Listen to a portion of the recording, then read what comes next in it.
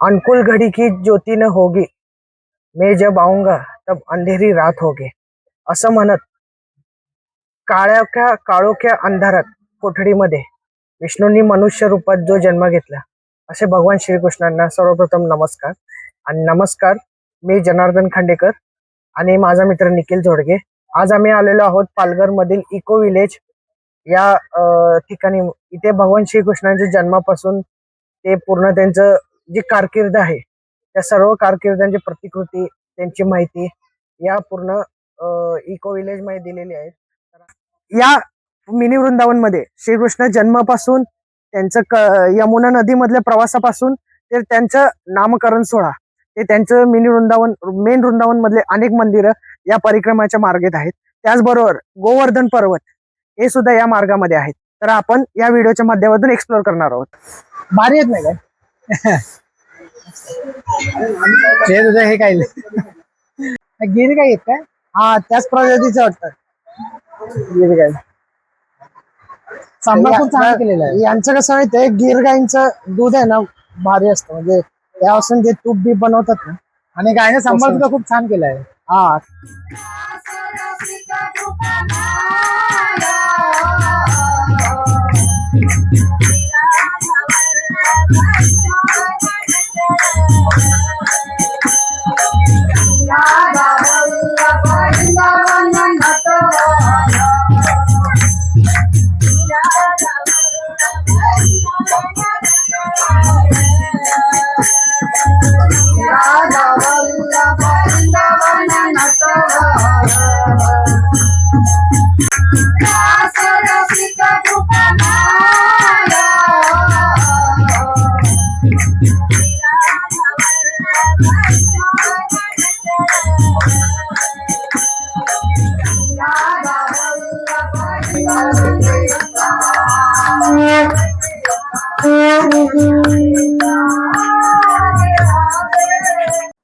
तर मित्रांनो,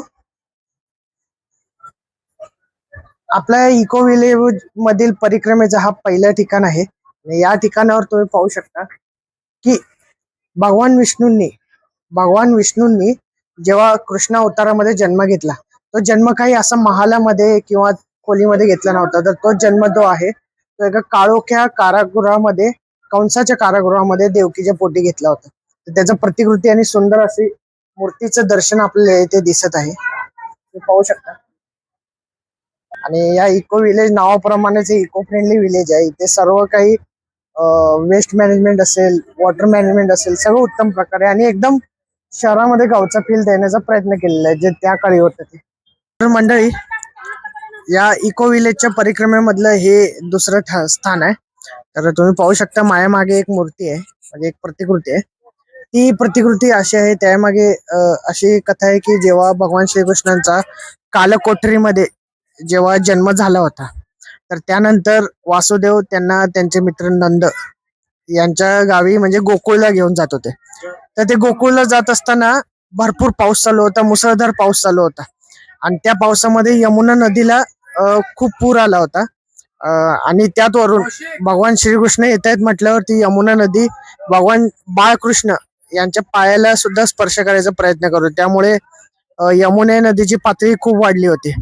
तर अशा स्थितीमध्ये तेव्हा शेषनागांनी भगवान श्रीकृष्ण यांना झाकण्यासाठी वासुदेव यांच्या मागे असा फणा काढला आणि यमुना नदीने सुद्धा बाजूने जाण्यासाठी त्यांना जागा दिली. म्हणजे यमुना नदीने वासुदेव यांना नदी पार करण्यासाठी जागा करून दिली. तर त्याची प्रतिकृती आज इथे आपण पाहू शकतो.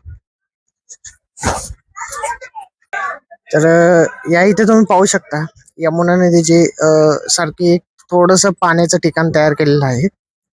त्यामध्ये मस्तपैकी रंगीबेरंगी मासे सुद्धा दिसू शकतात तुम्हाला. मंडळी, तुम्ही इथे बघू शकाल, ही जी प्रतिकृती आहे याच्यामध्ये नंद महाराजांचा गौशाळा दाखवलेली आहे, ज्यात त्यांचे कौटुंबिक पुरोहित गर्ग महाराज आले होते, खास त्यांच्या मुलांना नामकरण देण्यासाठी, म्हणजे कृष्ण आणि त्यांचे भाऊ बलराम. तर कृष्णाला कृष्ण नाव हे कसं पडलं, तर त्यांचा तुम्ही बघू शकाल बाळकृष्णाच्या हातामध्ये मूर्ती आहे. तर बाळकृष्ण हे त्यांच्या वर्णाने कृष्णवर्णी होते. याच्यावरून त्यांचं नाव पडलं कृष्ण. तर तुम्ही बघू शकाल इथे त्यांच्या जन्मकाळामध्ये शकटासूर असेल, तृणासूर असेल, देणकासूर असेल, पुतना असेल, अशा अनेक राक्षसांचा त्यांनी उद्धार केलेला आहे, म्हणजे त्यांच्या हातातून वध झालेला आहे. तर मंडळी तुम्ही पाहू शकता यामागे या इथे पुतना वध म्हणजे श्री बाळकृष्णांनी जेव्हा पुतना राक्षसिनीचा वध केला तो प्रसंग या इथे दाखवण्यात आलेला आहे. तर पुतना ही जी राक्षसीन होती ती बाळकृष्ण यांना आपलं विषारी दूध पाजून मारण्याचा प्रयत्न केला होता, पण बाळकृष्णांनी त्यांचा वध करून त्यांना उद्धार केलं असं म्हटलं जातं.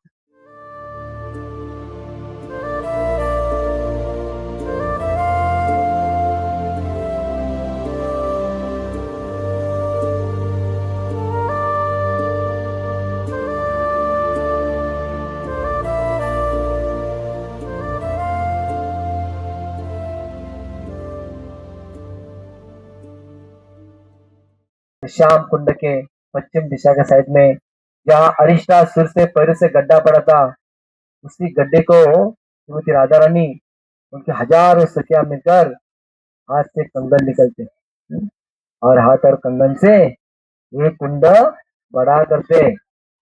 राधा कुंड 1 घंटे में बना देते, लेकिन उसमें पानी नहीं था। बाल बाल कहते अब पानी कहाँ से लाएंगे? कृष्ण फिर से कहते मेरे कुंड से पानी ले लो। राधा रानी कहते नहीं, आपके कुंड से पानी नहीं लेंगे, हम मानसी गंगा से लेके आएंगे। जो मानसी गंगा है ये भी भगवान कृष्ण ने बचपन में वत्सासुर को मारने के बाद बाल बाल कहते गंगा स्नान करके आ जाओ, और यमुना ने कहा था कि गंगा को उदान स्थान देना है, इसलिए भगवान कृष्ण मन से गंगा को बुलाया, इसीलिए नाम पड़ते मानसी गंगा। ये मानसी गंगा से गोपियां पानी लाते, एक एक माठ भरकर पानी डालते डालते, लेकिन इतना बड़ा कुंड कैसे भरेगा? और गोपियां थक जाते और कृष्ण को देखा नहीं जाता। कृष्ण ही सारे तीर्थों को कहते आप जाके राधा रानी को मदद कीजिए, मेरी तो नहीं बात मान रही, लेकिन आप जाके उनको हड़ताल करो उधर।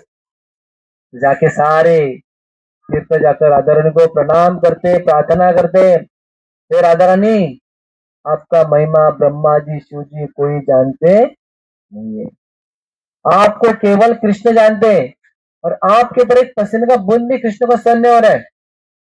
तो राधा रानी बहुत खुश होते हैं, बहुत आनंदित होते हैं और कहते आप सभी की क्या इच्छा है? सारे तीर्थ कहते राधा रानी आपकी सेवा मिलेगी, हमारा जीवन सफल हो जाएगा, कृपया करके आपकी सेवा दीजिए। सेवा के लिए राधा रानी आशीर्वाद देती, हाँ बोलते, सारे तीर्थ तुरंत राधा कुंड भर देते हैं। और कृष्ण इस राधा कुंड का महिमा बता रहे हैं। यह जो राधा कुंड है ये श्याम कुंड से श्रेष्ठ है। जितनी मुझे राधा रानी प्रिय है उतना उनका कुंड भी मुझे प्रिय है। और राजा रानी कहते कृष्ण ने ऐसे हजारों अरिष्टासुर मार दिए तो भी इसको पाप लगता नहीं, इनके ऊपर कोई शक करना नहीं, इसलिए मैं श्याम कुंड में नहाऊंगी। तो राधा रानी का नाच है श्याम कुंड, कृष्ण का नाच है राधा कुंड इसे दोनों को पैर देना नहीं। थोड़ा जल अपने सर पर डालकर आचमन स्नान कर सकते हैं, लेकिन पैर धोना नहीं। रुको जाओ, सब रुको रुको जाओ। तो शास्त्र में वर्णन की विश्व में सबसे पवित्र स्थान है वृंदावन। कौन सा स्थान है? वृंदावन। वृंदावन सबसे पवित्र स्थान है गिरिराज गोवर्धन, और गिरिराज गोवर्धन में सबसे पवित्र स्थान है श्याम कुंड और राधा कुंड। गिरिराज गोवर्धन भगवान की जय, श्याम कुंड राधा कुंड की जय। उसके अपोजिट दूसरे साइड में अनिवर स्थान मुखारविंद है, वहां कृष्ण ने नंद बाबा ने इंद्र कृष्ण की बात कहकर गोवर्धन का पूजा किया था, तो वहां अनिवर मुखारविंद स्थान है। उसके आगे गोविंद कुंड है, अप्सरा कुंड, नवल कुंड, पुष्कर लोटाबा या सुरभि कुंड है, मानसी गंगा है ये, और इस सप्ताह परिक्रमा करके यहाँ से हम जाने वाले नंदगांव और बरसाना जाने वाले। कुंड की जय। हरे कृष्णा हरे कृष्णा हरे कृष्णा हरे कृष्णा कृष्णा कृष्णा हरे हरे हरे हरे हरे हरे राम हरे राम हरे राम हरे राम राम राम हरे राम हरे हरे हरे हरे कृष्ण बलराम भगवान की जय.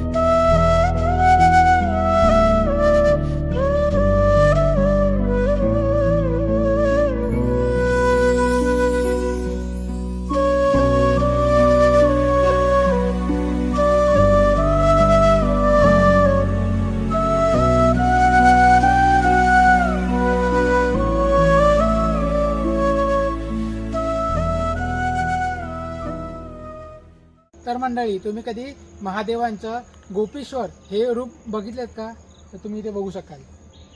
तर हे रूप, या रूपामागची कहाणी अशी आहे, जेव्हा भगवान शिव यांना रासलीलामध्ये भाग घ्यायचा होता, श्रीकृष्ण यांच्या रासलीलामध्ये, तेव्हा त्यांनी एक स्त्री रूप धारण केलं होतं आणि रासलीला केली होती. म्हणून त्यांच्या त्या रूपाला अनुसरून गोपीश्वर महादेव असं त्यांचं नाव पडलेलं आहे. ते तुम्ही इथे बघू शकाल. तर अजून एक कसं माहिती आहे का, एक महादेवाचं मंदिर आहे. मी जेव्हा वृंदावन मथुराला गेलतो तेव्हा गोकुळमध्ये, नंदगावमध्ये, ओके. जेव्हा बाळकृष्ण लहान होते ना, बाळस्वरूपामध्ये खूप गोड दिसत होते, छान दिसत होते. सगळ्या देवांनी वेगवेगळे रूपं घेऊन त्यांचं दर्शन घेतलं होतं. पण राहिले ते महादेव. महादेवांना सुद्धा इच्छा होती की भगवान विष्णूंचं हे बाळस्वरूप, गोड असं बाळस्वरूपाचं दर्शन घ्यावं. पण झालं असं, भगवान महाशिवाचा अवतार पाहून यशोदा मैया म्हणाली की तुम्हाला पाहून माझं बाळ घाबरेल, त्यामुळे मी तुम्हाला दाखवणार नाही. ओके. म्हणून भगवान महादेव सुद्धा म्हणाले की जोपर्यंत तू भगवान श्रीकृष्ण म्हणजे बाळ श्रीकृष्ण लल्लाचं मला दर्शन देत नाही, तोपर्यंत मी या झाडाखालीच बसणार. मग तिथे जे बसले ते आजपर्यंत आहे, तिथे झाड, आणि तिथे त्यांची मूर्ती सुद्धा आहे. शेवटी बाळकृष्णांनी असा भोंगा चालू केला रडायला. मग यशोदा मैयांनी सगळं ट्राय केलं, म्हणजे बाबा शांत करण्याचे सगळे प्रयत्न ट्राय केले, पण झालंच नाही. शेवटी कोणतरी बोलत की जे बाहेर बाबा आलेत त्यांच्याकडे एकदा नेऊन दे. जसं यशोदा मैयांनी शेवटी आपल्या मुलासाठी ते लहान बाळकृष्णांना महादेवांच्या मांडीवर ठेवलं, तसं ते बाळकृष्ण रडायचे थांबले. आणि तेव्हा महादेवांनी डोळे भरून त्यांचं दर्शन घेतलं. तर असं ते महादेवांचं मंदिर अजून ते नंदलाल यांच्या घरासमोर जे झाड आहे ते अजून तिथे. अरे निखिल, गोपियों का वस्त्रहरण असा हा पॉइंट आहे इथे. पण मला एक सांगशील का, म्हणजे गोपियों का वस्त्रहरण बद्दल तुला काय माहिती आहे का, किंवा त्याबद्दल काय ऐकलंस तू? तर हो, कथा अशी आहे, आपण आपल्या समाजामध्ये, आपल्या धर्मामध्ये नद्यांना आणि समुद्रांना आपल्या देवी मानतो. तसंच गोपिका तिकडे स्नान करून की आपले वस्त्र धुवून तीच यमुना नदी दूषित करत होते. त्यांना धडा शिकवण्यासाठी श्रीकृष्णांनी एक दिवस त्यांचे वस्त्रहरण केलं. त्यामुळेच या इथे यमुना नदीचा काठ आणि त्याच्या बाजूला हे वस्त्रहरण ठिकाण त्यांनी दाखवले गेलेलं आहे. आणि तेच वस्त्रहरण केलेलं आहे, त्यावर्षी ते श्रीकृष्णांचं असं दाखवलेलं आहे. तेव्हा ना ते वरती श्रीकृष्ण बसलेले आहे. श्रीकृष्ण झाडांवरती बसून गोपिकांचे वस्त्रहरण करतानाचे एक दृश्य इथे दाखवलेलं आहे.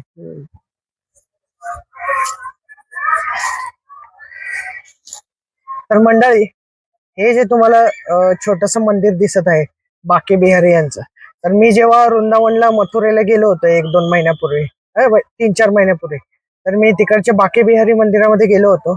खूप छान आणि मस्त अशी वाईब आहे, आणि अशी वाईब थोडीफार या इथे सुद्धा येत आहे. तर बाके बिहारी मंदिराचे वैशिष्ट्य असं की हे जे बाळ रूपातले श्रीकृष्ण आहेत त्यांचं मंदिर आहे इथे, आणि इथे प्रसाद म्हणून पेढे, दुधाचे वगैरे मस्त हे पेढे चढवले जातात, आणि तेच पेढे नंतर प्रसाद म्हणून वाटले जातात.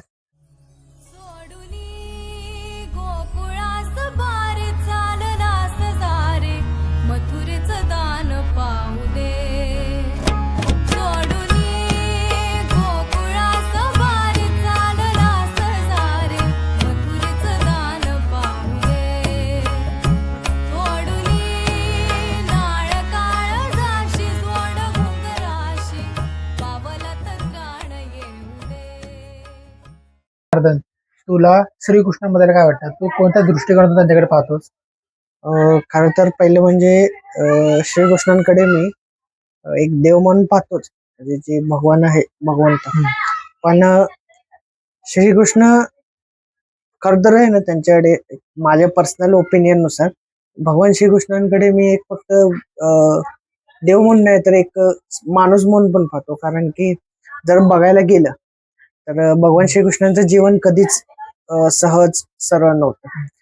त्यांना सुद्धा मनुष्याप्रमाणे जन्म घ्यावा लागला. जन्म तरी कुठे घ्यावा लागला? कंसाच्या कारागृहामध्ये, कोठडीमध्ये. मरण तरी त्यांना कुठे सुखासुखी आले.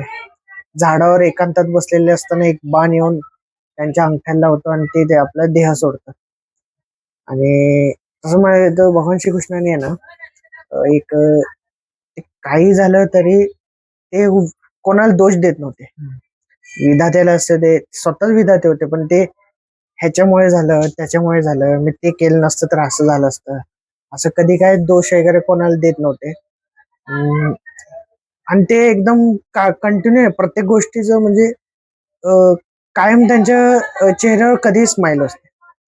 कोणतीही गोष्ट होते, काय होते.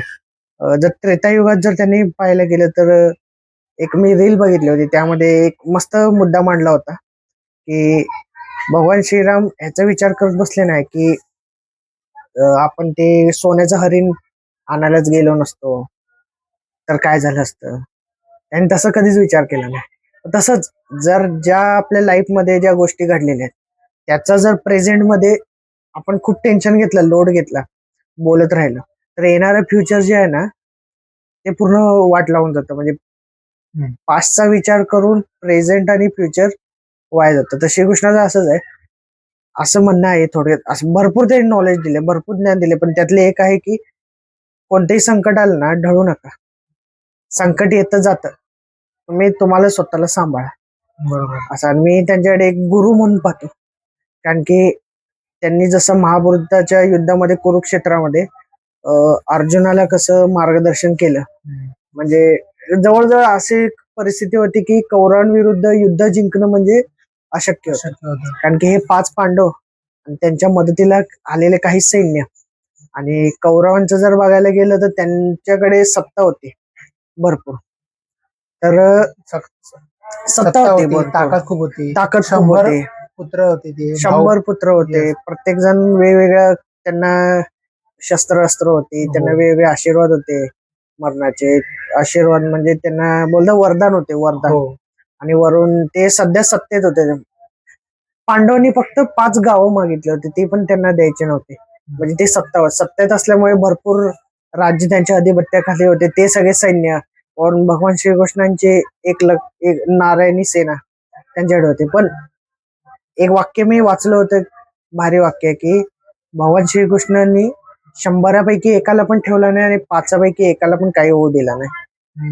हो. हा, मग असं होतं, यत्र यत्र कृष्ण तत्र तत्र विजय. म्हणजे जिथे जिथे श्रीकृष्ण तिथे तिथे विजय फॉलो करतो, असं आहे. मग या बाबतीत जसं त्या रणांगणात अर्जुनाला मार्गदर्शन करून जिंकवलं महाभारत कुरुक्षेत्र, तसंच आपलं जे जीवन आहे ना ते जीवन सुद्धा एक कुरुक्षेत्रापेक्षा कमी नाही. बरोबर आहे की कुरुक्षेत्रापेक्षा कमी नाही. जीवनामध्ये अनेक संकट येतात, आता चालता फिरता अनेक संकट येतात. काय करायचं? त्यात मार्गदर्शन करणार कोण आहे? भगवंतच आहे. म्हणजे श्रीकृष्ण तुझ्या दृष्टीने तुझे गुरुच आहेत. माझे म्हणजे सर्वांचे गुरु आहेत, सगळ्या पण तू जीवनाचे. त्यांना आपल्या मनापासून गुरु मानतोस. His aura is eternal. He is more than God to me. I worship His excellence.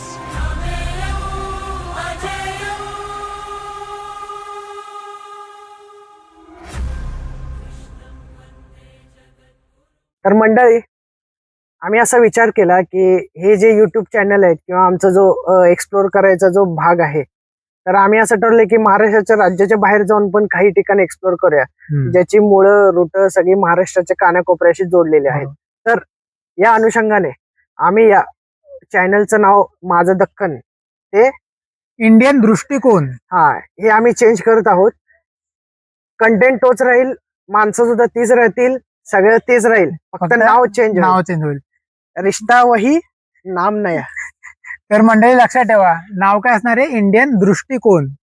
तर मंडळी, या इथपर्यंत येऊन व्हिडिओ बघितल्याबद्दल खूप खूप धन्यवाद. कमेंटमध्ये नक्की सांगा की हा व्हिडिओ कसा वाटला, अजून आम्हाला नवीन नवीन काय काय इम्प्रूव्हमेंट करता येईल. तर या मिनी वृंदावनला भेट देण्यासाठी इथे कसं यायचं तो माझा मित्र निखिल सांगेल. तर मंडळी, तुम्हाला इकडे यायचं असेल तर खूप पर्याय अवेलेबल आहेत. त्यातला त्यात एक सोपा पर्याय म्हणजे पालघर रेल्वे स्टेशनला येऊन तिथून तुम्हाला रिक्षा, टॅक्सी किंवा एसटी बसेस अवेलेबल आहेत. तुम्ही डायरेक्ट मिनी वृंदावनला रिक्षाने येऊ शकता, टॅक्सीने येऊ शकतात. पण जर तुम्हाला एसटीने यायचं असेल तर तेही तुम्हाला पर्याय अवेलेबल आहेत. पालघरपासून तुम्ही रिक्षा घेऊन पालघरच्या बस स्टँडला येऊ शकतात. तिकडून प्रत्येक तासाला किंवा एक 45 मिनिट्समध्ये तुम्हाला मिनी वृंदावनसाठी एसटी बसेस अवेलेबल होतील. धन्यवाद. जय हिंद, जय जय महाराष्ट्र. महाराष्ट्र.